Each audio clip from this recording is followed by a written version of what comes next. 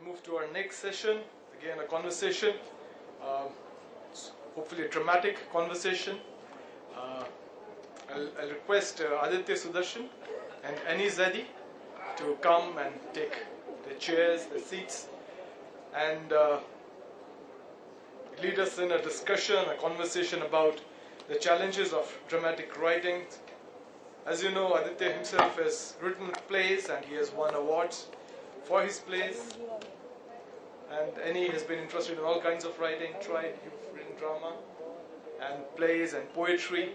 So we have two experts leading us in this discussion on the challenges and I'm sure the benefits and the rewards of dramatic writing. Okay, it's over to Aditya and Annie. How many kids here want to leave? एक का हाथ तो दिख रहा है. Okay, so yes, we understand a lot of what is being talked about here is perhaps something that you cannot directly is a little bit outside of your own sphere of experience and understanding. We will try and make this interesting for you. हमारे session है dramatic writing पे. Okay, now what do you understand by dramatic writing? What is the difference between writing and dramatic writing? Do you understand that difference? Okay, I'll explain it to you. Dramatic writing comes from drama. So when we're saying dramatic writing, we are talking about writing which could be about theatre or it could apply to film. The writers write across different forms. So there's poetry, there's short stories, there are novels, which is all about reading. But when we talk about dramatic writing, it's meant to be seen. This is something that you'll see either on a stage or you'll see on the screen. And when you write for either stage or screen, it needs to be a different kind of writing. So we're here to talk about that. What Aditya and I have in common is that we both write across many different forms. I write poetry, I write fiction, I write non-fiction, and I write drama. So does Aditya. Aditya has won this year's the Hindu Metro Plus offers an award every year for new playwrights. So he's won this year's award. 3 years ago I was shortlisted. I didn't win that award, but that is how I started writing. At about 3 years ago, when I was in school and college, I was very active in theatre, and then I found a job as a journalist, and I just didn't have the time. I didn't have the time for theatre. But when I quit my job, I found that I found myself wanting to tell stories in a different way, perhaps for the stage. And I didn't even know if I could write, but I started to. And I started to write with no plan in mind. I wasn't associated with any theatre group. I didn't have a production house or anything. But I just started writing a script. And when the script was shortlisted, I kind of felt a little bit like, okay, maybe I'm doing something right. And then I did another script and another script. And this year, a new play just opened in Bombay, which was a full-scale production. And I let Aditya, I'm going to hand over to Aditya and tell you a little bit about why he started writing plays and why he felt the need to write plays as opposed to novels. Yeah, so for me, my writing before I wrote a play had only been novels and short stories, all prose.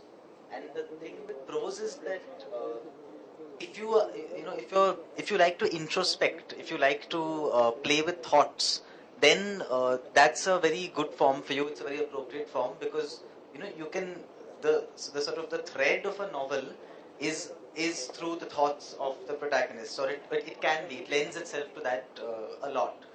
But that also means that you're spending a lot of time sort of exploring yourself and your own thoughts and your attitudes. And so what happened to me, it wasn't not a conscious decision, but I just felt that I needed a form of writing which would take me out of myself a little bit. So because it's that kind introspection comes easily to me, but sometimes if you stick with it too long, then it starts to feel cloying, or it starts to feel indulgent in some way. So I wanted to try a form of writing which which would efface me a little bit and make other people, characters step forward. So that my authorial voice would not be so prominent on the page, because I mean, if you read my writing, I think I do have a strong tending to didactic authorial voice. So a play, even if the play is didactic in terms of the characters, at least it diminishes the extent to which you're, impressing yourself on the story. So the reason I started writing plays, I mean, this is all my rationalization of it, but I think it was a need to personally, you know, change myself a little bit, not be so self-absorbed. I think it has helped me become less self-absorbed, because in a play other people have to lead, and it's not just your voice. So yeah, so that. Um, so what are the challenges of writing a play? Why is it? I mean, for me, the biggest challenge is sounding authentic, because I don't have the luxury of saying that he went here, she went there. In a play, you cannot do that. You put 5 people on stage, and each of them is a different person, and each of them needs to sound like the person they are, as opposed to you. So how do you do that? I mean, for me, it's dialogue. You try and use dialogue effectively, but is there anything else you use in terms of? Well, what I find attractive about dramatic writing is, basic dramatic situations. So two people, sitting together and having an argument is drama, and that it's captivating. And I mean, I'll come to the specifics of your question, but sometimes, sometimes to communicate something to somebody, you feel that this has to be said, even in normal daily life. Sometimes you feel, okay, I should meet this person and say this thing to them, and in a conversation. And at other times you feel this is better written.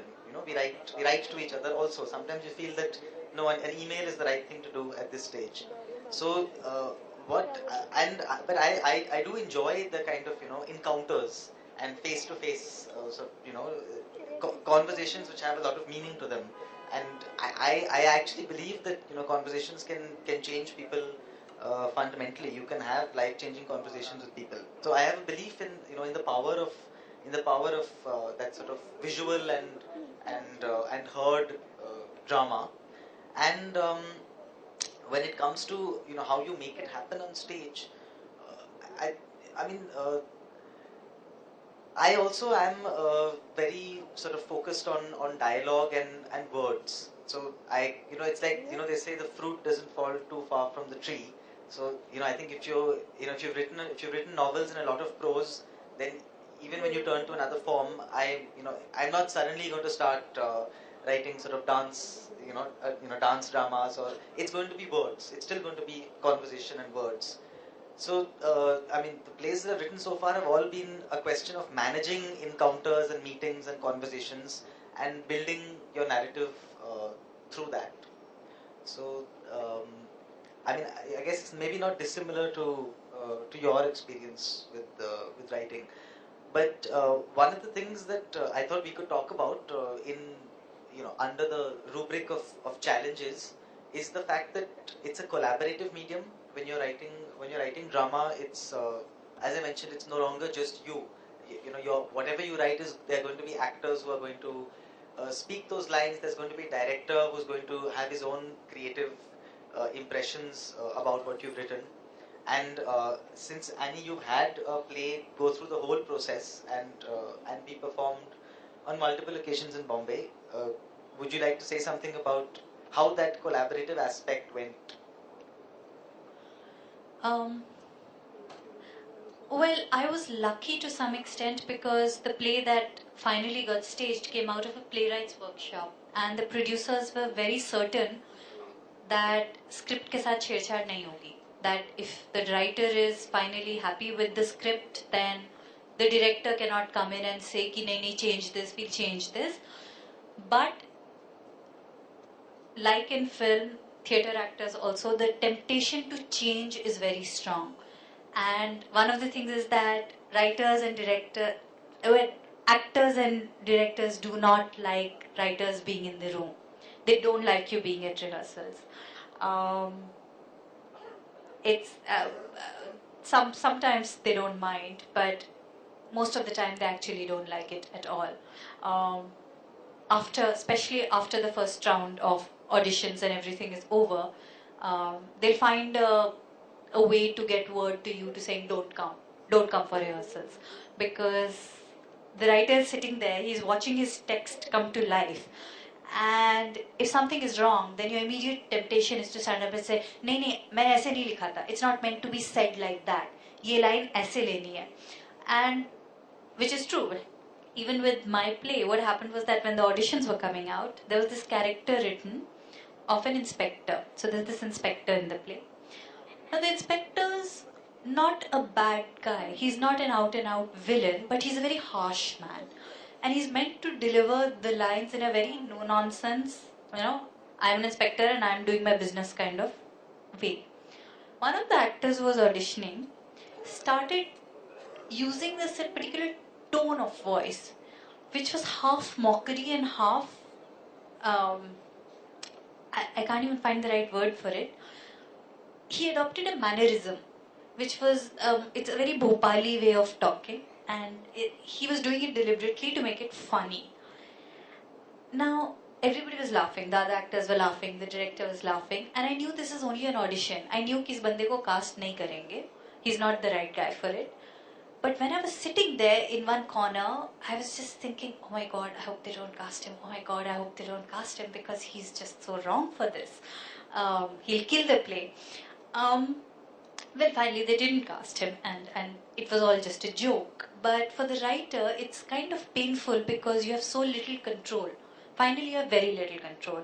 Once the cast is cast and the actors are doing what they're doing, and even very small things sometimes, when you're actually part of the production process, you begin to see how what you've written can be completely transformed by something as small as design, set design, for instance. You have written in your script ki cut the lights, okay? Or you've written that the rest of the stage is dark and there's one spotlight falling on one character in, to the front left of the stage. For some reason, somebody decides, let's change the design so that it's fully lit. And what's happening is that there are other actors on stage, but you can still see them. So then you're wasting 10 precious seconds of audience time having characters move off stage or having characters enter and exit, which actually it's really a learning experience. But when the production comes up, you see that even as a writer, you see that this was not necessary. I didn't need the character to exit and enter because the audience doesn't need to see that. They don't need to see the technicalities. As writers, we are so used to writing each thing down, that, such and such thing is happening, such and such thing is happening, this is what he's thinking, this is where he's going. But on stage, you don't have that luxury. You only need the audience to see what they need to see for the purposes of this particular script. They don't need to know anything else about the character. So that was one of the difficult parts, to actually watch that, because at some level you also need to figure out how you have to change as a writer. You have to change before you can allow yourself to pare it down until there's nothing left except what the audience should see. Yeah, in fact, I think there's also a great beauty to the fact that it is not just the writer, and it is really not just not just the words. So there's a quote which I'm going to read out. It's from one of my favorite playwrights, Tennessee Williams. So he's talking about what a play is as opposed to words on paper. So it's very eloquent and so on. He was a very eloquent writer. But anyway, so Tennessee Williams says, a published play is only the shadow of one, and not even a clean shadow. The colors, the music, the grace, the levitation, the quick interplay of life being suspended like fitful lightning in a cloud, those things are the play, not words, certainly not words on paper, and certainly not any thoughts or ideas of an author, those shabby things snatched off basement counters. So, I mean, this kind of sentiment is, in fact, it's a little, I feel this, it's a bit chastening for somebody like me, because I like to, have my ideas out there as ideas in the things that I write. I like to say the things that, I want to say.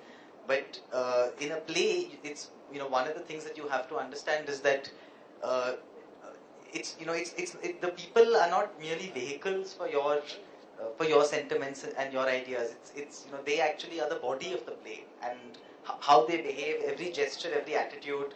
It's it creates the composition. So I mean, I think it requires you to really respect what actors and directors bring to the table. And so one of the challenges for me personally has been I tend to write a lot of directions. I tend to say how a line is supposed to be said because I've imagined it that way. I mean, and as I'm writing, In brackets, sarcastic. Huh. In brackets, laughs. yeah. So if there's a line that I would like you to leave now, you can say that in many different ways. But I would probably specify that I want this line to be said angrily or forcefully. An actor who's reading the script might be able to say it in a different way and bring a different dimension to the character. So one of the important things is to know when not to handhold. And it's not something that I've kind of got. I've not got over this, but I know it's a challenge of writing. Um, uh, one interesting thing about your writing, Annie, is that your prose has been in English, but your play, at least the play that was performed, is all Hindi. So how come? How was it easier for you to write, dialogue in Hindi than prose? I actually think that when I started writing plays, I tried to write in English, but the first play that occurred to me, it started off in English. I still write stage directions in English, but when I start to write the dialogue, I don't know, it's like some switch flips in my head, and the character speaks the language that they would naturally speak. So actually, the play that got staged, Jal, was not my first play. The first thing I ever wrote never got staged. There, two of the people, they work in a call center, and they speak English, like as they would speak English. But when I was writing how they would speak English, both the workers spoke differently because each of us speaks English in a different way, especially in India. You bring your, if you are 40 plus and from a smaller town, you speak a slightly different English from mid 20s, very metropolitan kids. And it's not necessarily about speaking correct or incorrect, it's just different. And I really wanted that difference to be there because finally, when the actors say the lines, they have to know the lines, they have to know who is this person. And I have no way of showing them who is this person except by writing. And there was a third character who was a watchman, and that watchman spoke no English. And how to establish that this watchman comes from a different class, a different context, and struggles with these people who don't speak his language. The only way to do that was by switching language. So when I started doing that, and then I just realized that I'm happier writing in Hindi, so I just switched to Hindi completely.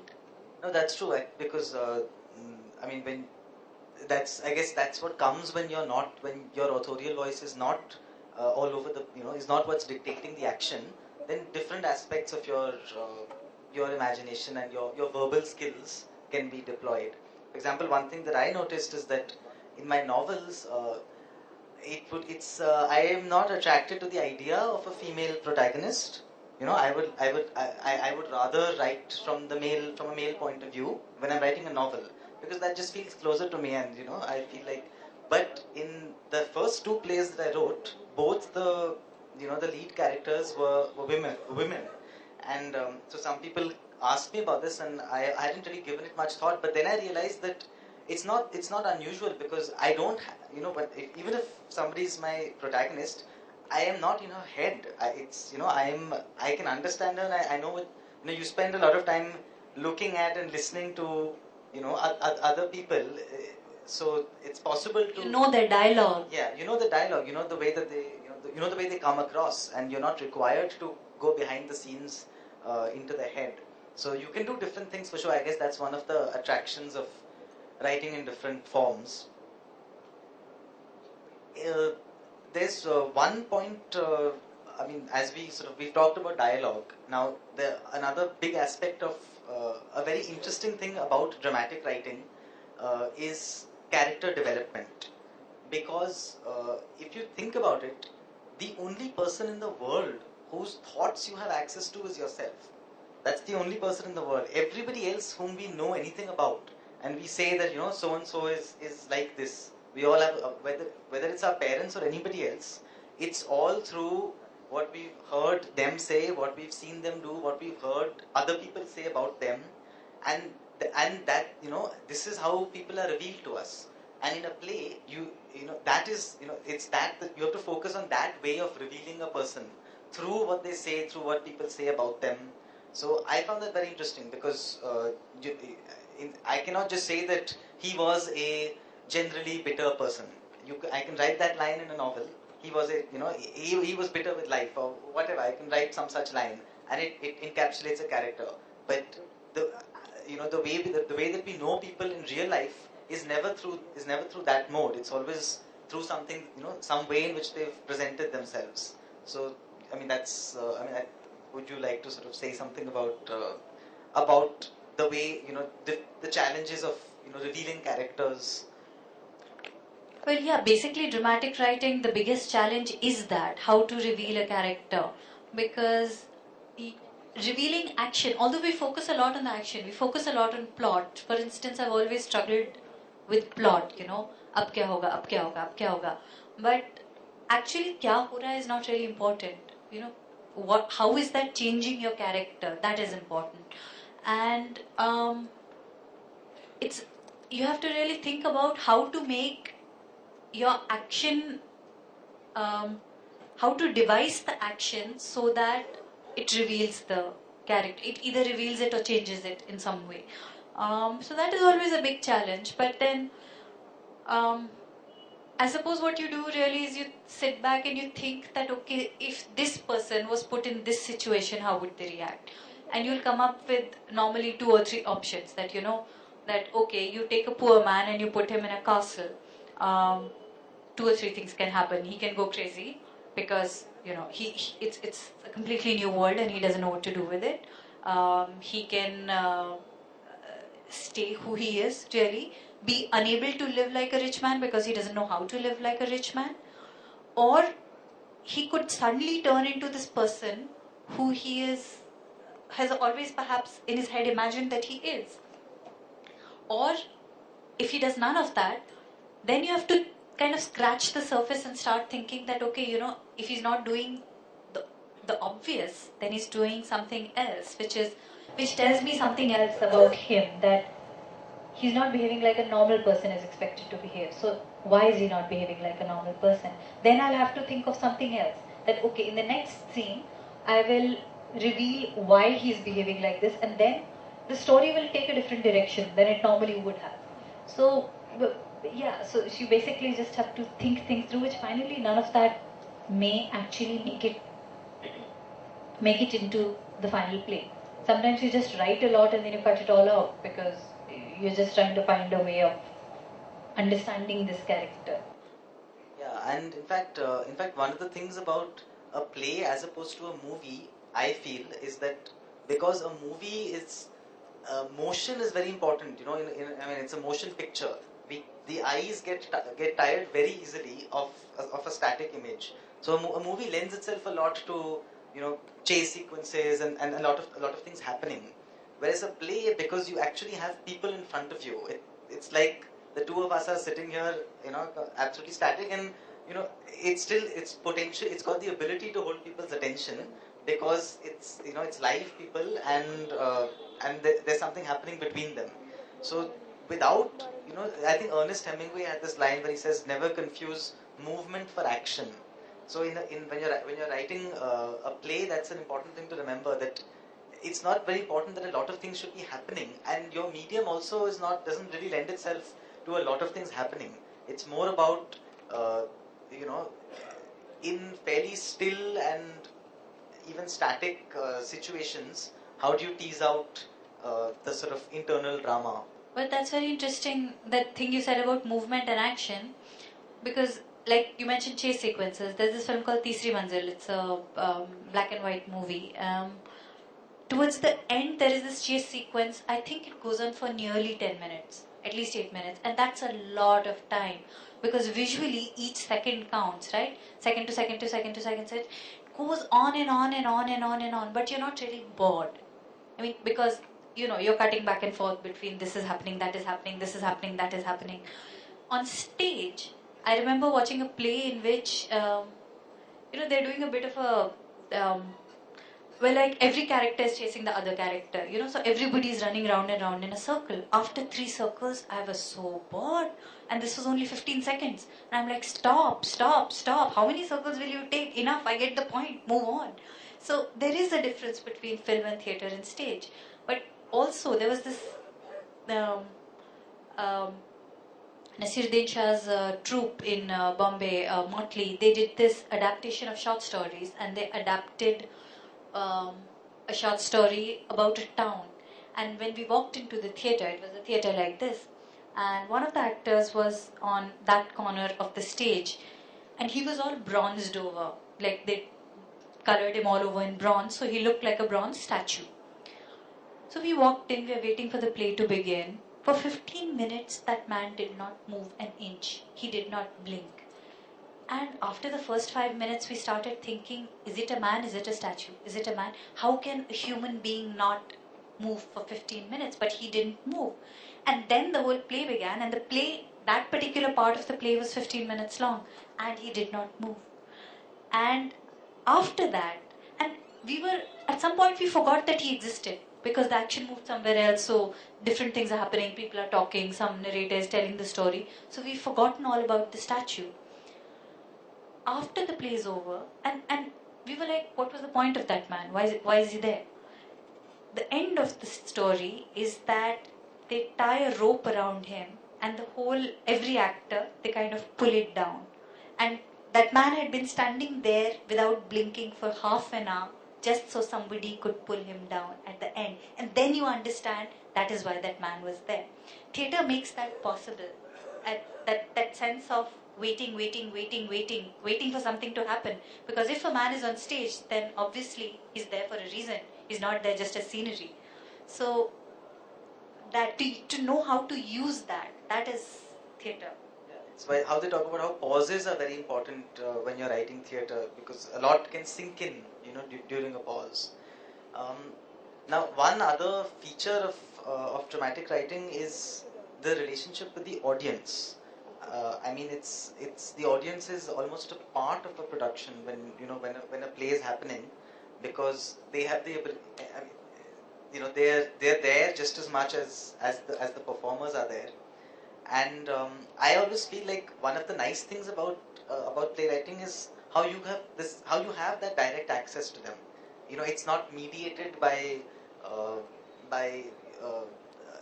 like when you pick up a book, then you tend to think about, okay, who is the publisher, what do the reviews say, and then you have a lot of time as you're reading. You have a lot of time to think about other things, for your mind to wander. But when you're watching a play, it's all coming at you. You're not thinking. I mean, you're just taking it in. So as a playwright, I think it gives you the opportunity to sort of catch people by the scruff of the neck, if you like, and have your piece said. I mean, do you feel that's a? I mean, is there a flip side to that, or? There is a flip side to that, because some directors use the audience very effectively. Like I saw this one student production actually in Bombay. College students did this. Um, in fact, I think you may have seen it. It was the one where for 15 minutes nobody knows what's going on, because everything is playing in a loop. The actors were positioned in the audience, and two people are sitting on stage talking like we are talking, that and they were talking about the Masla Kashmir. So they go on and about Masla Kashmir, Masla Kashmir, Masla Kashmir, and think, oh my God, it's like a TV show. They're going on and on and on.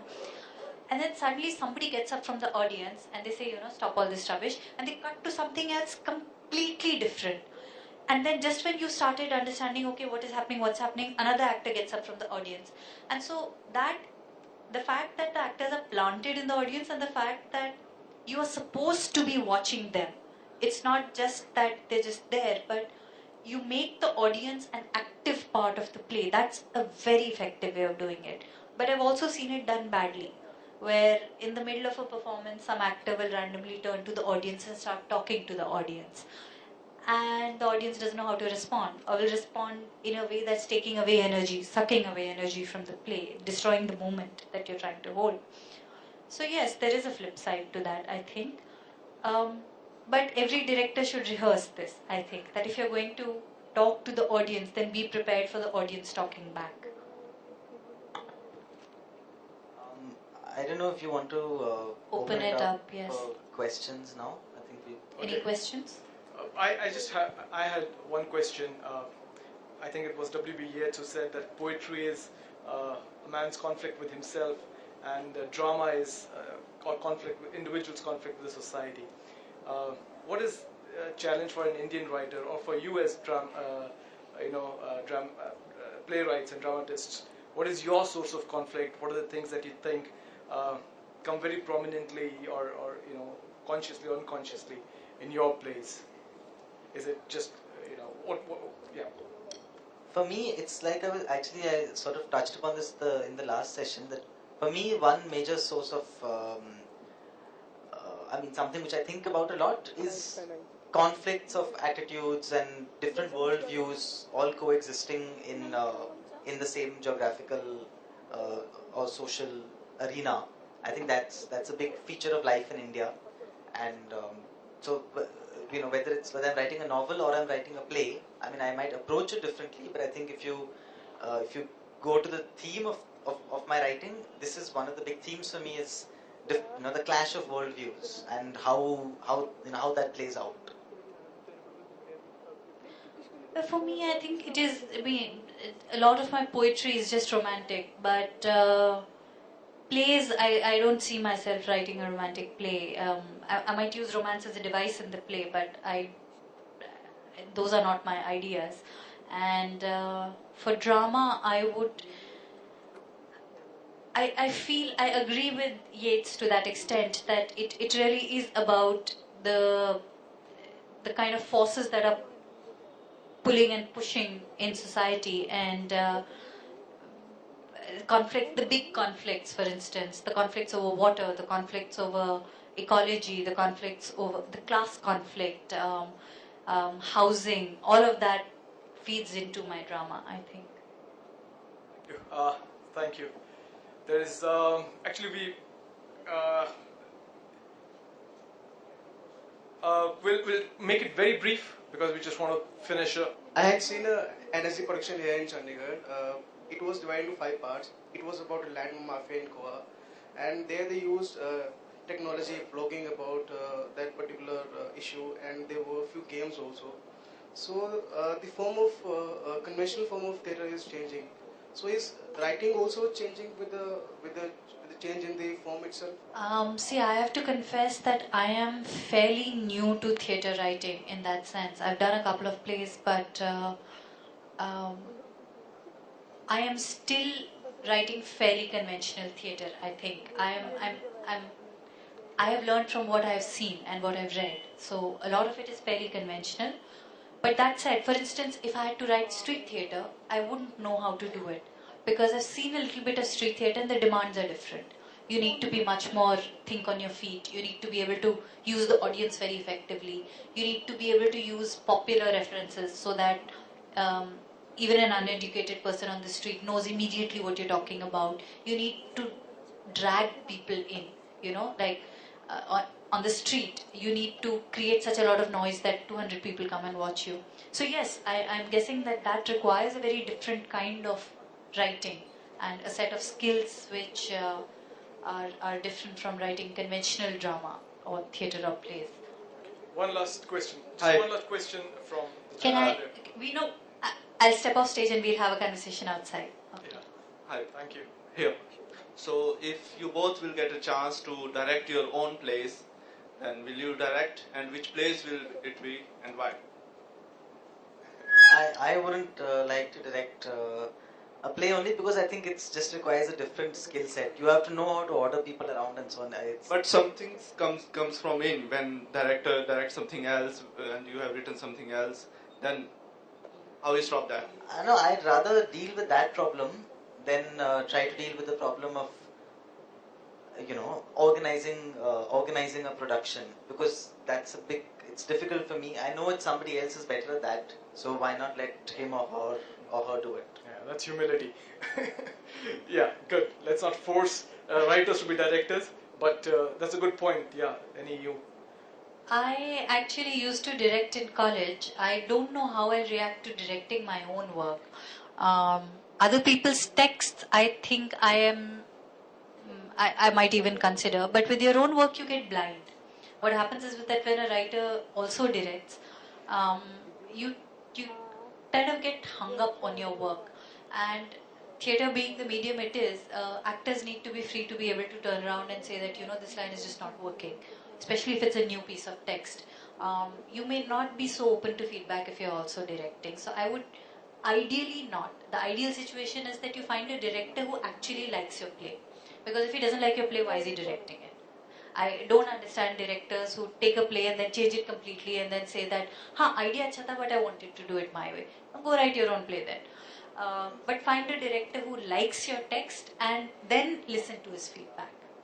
Okay, thank you. Thank you. Yeah, that's a lovely ending. I think this whole question of how much of writing you own and how much of it you have to give to other people, I think that's excellent way. Thank you, Annie.